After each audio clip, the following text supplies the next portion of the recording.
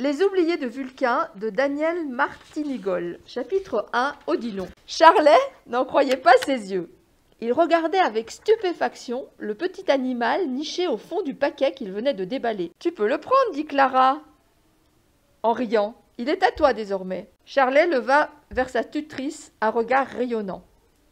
À côté d'elle se tenait Jim, le compagnon de Clara, les poings dans les poches comme à son habitude, et derrière eux se pressaient une bonne vingtaine de personnes. Tous avaient le sourire, ravis de ceux qui ont préparé une belle surprise. « Vous m'aviez dit qu'il ne serait prêt que dans un mois, » s'étonna Charlet, en regardant à nouveau l'animal dans la boîte au milieu des rubans et du papier cadeau.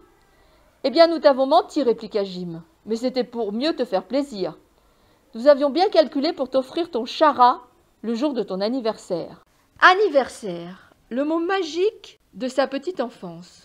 Pour le petit Charlet, c'était la seule fête de l'année, mais il avait grandi. Il allait avoir 15 ans à minuit. Recevait-on encore des cadeaux à 15 ans? Depuis qu'il avait ouvert les yeux ce matin-là, il n'avait cessé de s'interroger sur ce que Clara et Jim lui réservaient. À plusieurs reprises dans la semaine, il les avait surpris en grand conciliabule. Pour ne pas risquer d'entendre une de leurs conversations, il préférait ne rien apprendre avant le jour J. Charlet s'était donc appliqué à siffler ou chanter à tue-tête avant d'ouvrir une porte quelle qu'elle soit. La méthode avait fonctionné, sa surprise était totale. Il avait pensé à tout, sauf au chara. « Montre-le-nous, Charlet, dit une jeune femme par-dessus l'épaule de Jim. « Oui, on veut le voir, insista un homme dans le fond de la pièce. Après tout, c'est nous qui l'avons fabriqué. » Devant le sourire narquois de Jim, le scientifique ajouta à la cantonade. « D'accord, c'est Jim et Clara qui l'ont fabriqué, nos génies généticiens. Mais Jim et Clara, c'est l'usine. Et l'usine, c'est nous tous, non ?» Charlet n'écoutait pas. Il avait les yeux rivés sur le chara. Il écarta avec précaution le coton qui calait l'animal et mettant ses mains en coupe, il le souleva doucement. Le petit corps était doux et chaud contre ses paumes. « Il a peur, il tremble, constata-t-il, en approchant ses lèvres de la fourrure soyeuse pour l'embrasser. « Rien d'étonnant, expliqua Jim. On a la sortie de la matrice qu'hier. »« Il est viable ?» demanda l'un des invités. « Bien sûr, dit Clara, il est même très solide. C'est non seulement un hybride, mais un amélioré. » « Il va encore grandir ?» s'enquit la jeune femme derrière Gilles. « Non, il a atteint sa taille définitive. Nous sortons les hybrides des matrices à maturité maintenant. »« Comment vas-tu l'appeler, Charlet ?» demanda une des jeunes filles présentes. « Il a déjà un nom, répondit Charlet. Il s'appelle Odilon. »« Odilon, répéta la fille, c'est joli. C'est toi qui as choisi ?»« C'est le nom du programme, expliqua Clara. Mais Charlet peut en parler aussi bien que moi. Il a suivi le projet depuis le début. » « Odilon est un sigle, précisa Charlet, tout en caressant le chara lové au creux de son bras. O pour organisme, D pour divergent, Lo pour loi et N pour naturel. Organisme divergent des lois naturelles. C'est un chara, un mélange de chat et de rat. On peut difficilement trouver plus surprenant comme mélange, dit Paul, un des techniciens. Je parie que vous allez nous fabriquer un homme-oiseau un de ces jours, ajouta-t-il à l'adresse de Clara. Si on buvait à la santé de Charlet, coupa la jeune femme, tout en se dirigeant vers le buffet. Tout le monde la suivit. Charlet resta à l'écart. Il s'assit dans un fauteuil et, posant Odilon sur ses genoux, se mit à l'observer minutieusement. À maintes reprises, il était allé regarder le chara à travers les parois de plat vert de la matrice artificielle. Petit à petit, il avait vu l'étrange animal se développer. Du chat, il avait gardé la fourrure soyeuse à poils longs, ainsi que les petites oreilles pointues. Du rat, il avait la longue queue annelée et les pattes ressemblant étrangement à des mains à 4 doigts. Le regard de l'animal était fascinant, noir, brillant, profond. Il observait son jeune maître autant que Charlet pouvait l'examiner. Ils étaient nés à museau, les yeux dans les yeux. Charlet découvrait ceux d'Odilon pour la première fois. Dans la matrice, le chat flottait dans son liquide, les yeux clos. « Charlet, viens manger du gâteau, dit Clara. « J'arrive !» Il se leva du fauteuil. « Qu'est-ce que je vais faire de toi » dit-il à Odilon, qu'il tenait à bout de bras, les mains glissées sous les pattes avant du chara. Mu par une inspiration subite, il posa l'animal sur son épaule. Le chara, guère plus grand qu'un chaton, s'accrocha un peu dans le pull, tourna, renifla, puis se cala contre Charlet, le museau contre sa joue, sa longue queue derrière la nuque autour du cou faisait balancier. Ainsi installé, il ne risquait pas de tomber, même si Charlet marchait un peu vite. « On dirait que tu as trouvé ta place, petit frère. Allez, viens, On va déguster mon gâteau d'anniversaire. » La fête battait son plein. Les uns dansaient, les autres discutaient devant le buffet, lorsque la porte s'ouvrit. 2 personnes entrèrent. Charlet les dévisagea. 2 têtes nouvelles. C'était la première fois depuis des années qu'il voyait en chair et en os des individus inconnus. Il y avait un homme d'âge mûr et une jeune femme. Le silence était tombé d'un coup dans la pièce. L'instant de surprise passé, Jim s'approcha de l'homme et lui tendit la main.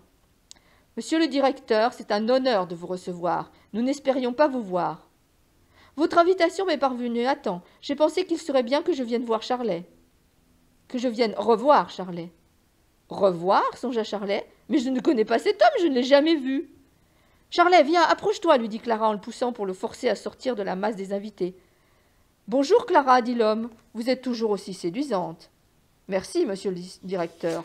Voici Charlet. » Surpris, l'homme haussa les sourcils. La femme qui l'accompagnait prit soudain la parole. « Il est grand pour son âge. Il n'a pourtant été achevé qu'en 90... » « Charlet est un adolescent, mais la coupa vivement Jim, en la prenant par le bras. « D'ailleurs, nous fêtons ses 15 ans ce soir. Voulez-vous prendre un verre? Regardez, nous avons un buffet splendide préparé par Ralph, notre cuisinier. Vous savez, à l'usine, on ne manque de rien. » Devant le flot de paroles de Jim, la jeune femme resta bouche bée, puis elle se renfrogna en croisant le regard du directeur et celui de Clara qui lançait des éclairs. Mais que se passait-il donc? Charlet sentait l'air comme électrisé autour de lui. Il cherchait à croiser des regards amis, mais les yeux se détournaient. Paul, Raph, Claudie et les autres, tous semblaient absorbés par le contenu de leur verre ou l'aspect de leur petit four. « Charlet, suggéra Clara d'une voix douce, si tu allais faire prendre l'air à Odilon, il a besoin de fortifier ses petits poumons. Il fait bon dehors, tu peux lui montrer le jardin. » À l'évidence, elle souhaitait qu'il s'éloigne. Charlet jeta un regard circulaire. Personne ne viendrait à son aide. Tout le monde avait l'air gêné. La fête était gâchée.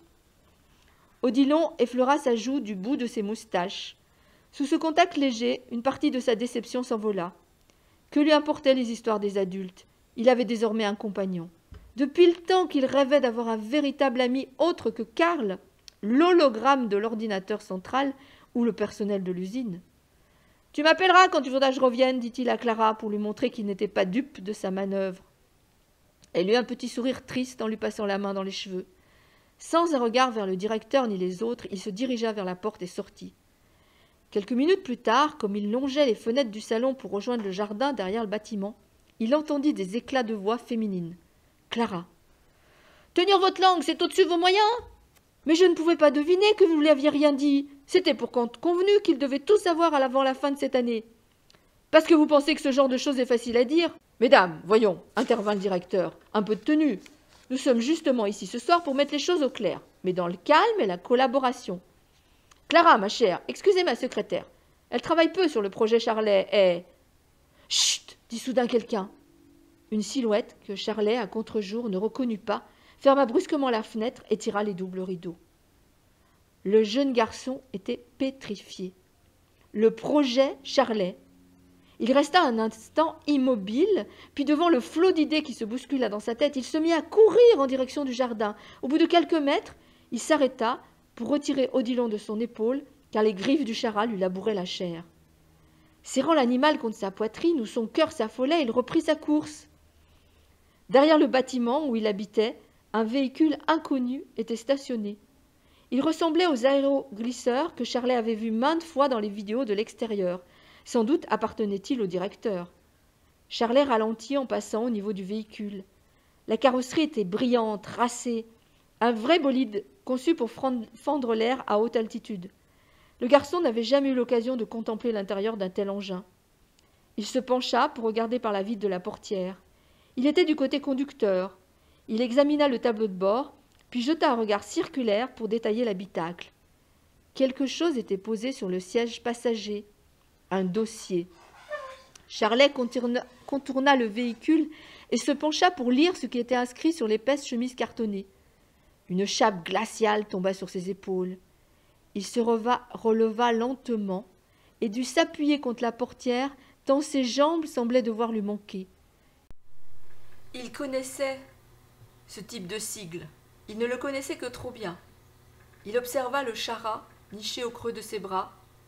O-D-L-O-N.